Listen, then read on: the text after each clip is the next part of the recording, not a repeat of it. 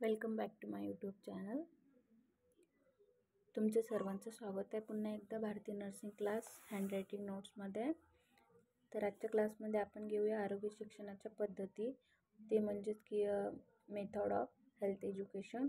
हा क्वेश्चन 5 मार्क्ससाठी विचारला जाते ANM फर्स्ट इयर आणि JNM फर्स्ट इयरला पण. तसेच इम्पॉर्टंट क्वेश्चन आहे आणि आपण जे पेपरमध्ये येणारे क्वेश्चन आहे तेच घेतो. तर सुरू करूया व्हिडिओला. तर आरोग्य शिक्षणाची पद्धती आहे. तर आरोग्य शिक्षणाची पद्धती म्हणजेच कोणत्या पद्धती. तसे आरोग्य शिक्षणाच्या पद्धतीचे दोन पॉईंट आहेत, म्हणजे 1 मार्क पद्धत आणि दुसरे म्हणजे 2 मार्क पद्धत. तर सुरू करूया व्हिडिओला.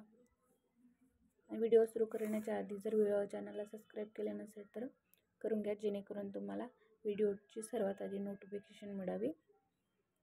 तर इंट्रोडक्शन पण ते बघू. आरोग्याचे विषय शिकण्याच्या अनेक विविध पद्धती आहेत. आता आरोग्य शिकण्याच्या पद्धती अनेक पद्धती आहेत. तर शिक्षकाने आवडलेल्या कोणत्याही पद्धतीची निवड करून आरोग्य शिक्षण दिले पाहिजेत. आता शिक्षकाने कोणत्याही एका विषयाची आवड करून आरोग्य शिक्षण दिले पाहिजे. तर पहिली पद्धत म्हणजेच 1 मार्क पद्धत. या पद्धतीमध्ये विद्यार्थी प्रत्यक्ष भाग घेऊ शकत नाही. आता एक मार्गी पद्धतमध्ये काय आहे, तर विद्यार्थी प्रत्यक्षपणे भाग घेऊ शकत नाही. त्याला फक्त त्याचे काम करावे लागते. यामध्ये काही प्रकार येतात ते पुढीलप्रमाणे. आता 1 मार्गामध्ये काय होते, तर विद्यार्थी त्याच्यामध्ये सहभाग होऊ शकत नाही. त्याला फक्त त्याचे जेवढे काम दिलेले असते तेवढेच त्याला करावं लागतं. आता त्याचे काही भाग आहेत ते आपण खालीलप्रमाणे पाहूया. तर त्याच्यामध्ये पहिलं आहे म्हणजे व्याख्यान. ही आरोग्य शिक्षणातील सर्वात लोकप्रिय पद्धत आहे. आता व्याख्यान काय, तर आरोग्य शिक्षणातील सर्वात लोकप्रिय पद्धत आहे. यामध्ये श्रोत्यांना ऐकण्याचे काम करावे लागते. तर यामध्ये काय होते, जे श्रोते असतात त्यांना फक्त ऐकण्याचे काम करावे लागते. त्यांना शिक्षकाचे व्यवसाय कितपत यशस्वी व परिणामकारक झाले हे वक्त्याचे व्यक्तिमत्व व त्यांच्या लौकिक यावर आपले अवलंबून असते. तर याचे शिक्षकाचे व्याख्यान कितपत यशस्वी झाले व ते परिणामकारक ठरतात असे त्यांचे वक्तृत्व, व्यक्तिमत्व व त्यांच्या लौकिक यावर अवलंबून असते. व्याख्यानामुळे लोकांना विषयाचे ज्ञान मिळते. आता व्याख्यानमध्ये काय होते, तर जे शिक्षक व्याख्यान करतात त्यांच्यामध्ये लोकांमध्ये त्याचे ज्ञान मिळते, लोकांना त्याचे ज्ञान प्राप्त होते. आपण असं सुद्धा म्हणू शकतो, किंवा व्याख्यानामुळे लोकांच्या ज्ञानात भर पडते. परंतु आरोग्यविषयक वर्तणुकीमध्ये बदल घडवून आणला जात नाही. आता व्याख्यानामुळे ज्ञानात तर भर पडते, परंतु त्याच्या आरोग्यविषयक जे काही वर्तणुकी असतात त्यांच्यामध्ये त्या बदल घडवून आणला जात नाही. तरीही व्याख्यानाला आरोग्य शिक्षणामध्ये अनन्यसाधारण महत्त्व आहे. आरोग्य शिक्षणामध्ये व्याख्यानाला अनन्यसाधारण महत्त्व आहे. व्याख्यान हे 15 ते 20 मिनिटाचे असते. आता व्याख्यान किती मिनिटाचे असते, 15 ते 20 मिनिटाचे असते. त्यामध्ये 5 ते 6 महत्त्वाचे मुद्दे आहेत. त्याच्यामध्ये जे 5 ते 6 महत्त्वाचे मुद्दे आहेत ते मुद्दे असावेत व लोकसंख्या 30पेक्षा जास्त नसावी. आता व्याख्यानामध्ये काय आहे, तर 15 ते 20 मिनिटाचे व्याख्यान असावे. तर त्याच्यामध्ये 5 ते 6 महत्त्वाचे मुद्दे आणि नेक्स्ट म्हणजे त्यांच्यामध्ये लोकसंख्या ही 30पेक्षा जास्त नसावी. नेक्स्ट आहे द्विमार्गी पद्धत 2 नंबर. आता त्याच्यामधला द्विमार्गी पद्धतमधला सर्वात महत्त्वाचा पॉईंट म्हणजे गटचर्चा. साधारणपणे 6 ते 20 व्यक्ती एकत्र येऊन चर्चा करत आपापले अनुभव, कल्पना सांगून एखाद्या विषयावर स्वतःचे मत सुधारून घेतात. आता गटचर्चामध्ये काय होते, तर साधारणपणे 6 ते 20 व्यक्ती एकत्र येऊन चर्चा करतात. आपापले तिथं अनुभव व कल्पना सांगून एकामेकाच्या समोर आपले मत सुधारून घेतात. जेव्हा सर्व लोकांची एकच इच्छा असते. आता याच्यामध्ये काय होते, ज्यावेळेस सर्व लोकांचे एकच मत किंवा एकच इच्छा किंवा काही समान अडचणी असतील तेव्हा ही पद्धत उपयुक्त ठरते. तर यामध्ये एक नेता, जसं की गावातील एक पंचायतचा गट असतो, म्हणजेच एक नेता असतो, तो चर्चेच्या विषयाला सुरुवात करतो आता गावाचा जसं 5 पंच असतात आणि त्याच्यातला एक प्रमुख असतो. त्याच्यामध्ये एक प्रमुख काय करतो तर जो काही विषय असतो त्याची एक सुरुवात करतो. विषयाला सुरुवात करतो. विमर्श व्यक्तित्व चालण्याकरिता मदत करतो. आता जे काही विचार असतात ते विचार विमर्श चालण्यासाठी इतरांना मदत करतो. नेक्स्ट, प्रत्येकाने आपापले विचार प्रशिक्षित करावे म्हणून प्रोत्साहन देतो आणि प्रत्येकाचे मत तिथं एकाने मांडावे त्याला ते प्रोत्साहन करतात. चर्चेमध्ये गोंधळ होणार नाही आणि त्या गट चर्चा करताना चर्चेमध्ये गोंधळ होणार नाही याची खबरदारी तो घेत असतो.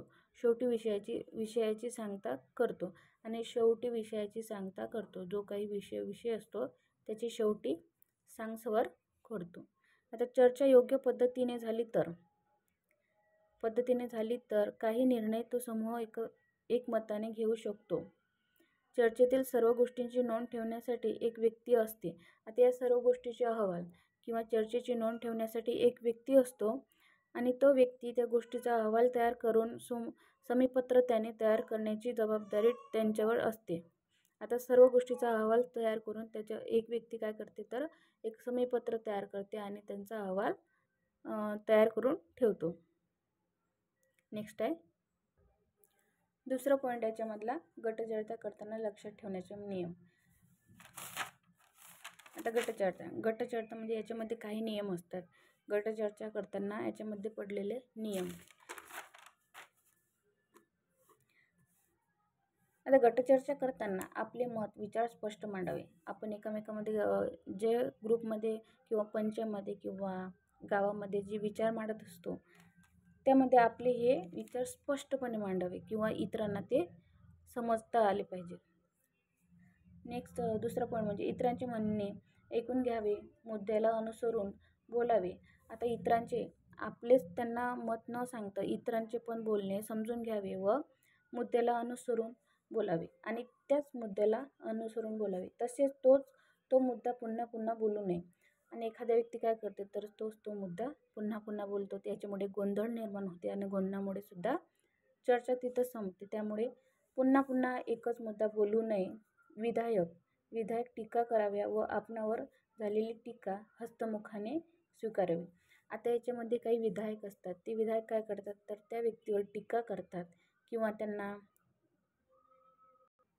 त्यांचे बोलणं पटत नाही त्याच्यामुळे त्या व्यक्तीवरती ते पंचावरती टीका करतात आणि अशा टीका झाल्यास ते व्यक्तीने काय करावे ते स्वीकारून घ्यावे, हसतमुखाने स्वीकारून घ्यावे. दुसरी व्यक्ती बोलताना मध्ये बोलू नये. आता दुसरा पॉईंट म्हणजे त्याच्यामध्ये गटचर्चा करताना दुसरी व्यक्ती ही बोलताना मध्ये बोलू नये. अनुमानाला येण्यास मदत करावी. चर्चासत्र यामध्ये 4 ते 8 लोक दिलेल्या विषयावर श्रोत्यासमोर बोलतात. आता चर्चासत्रामध्ये काय होते तर यामध्ये 4 ते 8 लोक दिलेल्या विषयावर त्या श्रोत्यासमोर बोलतात. 4 ते 8 लोक दिलेल्या विषयावर श्रोत्यासमोर बोलतात.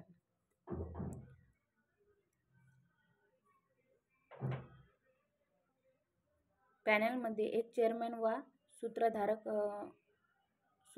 व 4 ते 8 बोलणाऱ्या व्यक्तीविषयी माहिती सांगतो.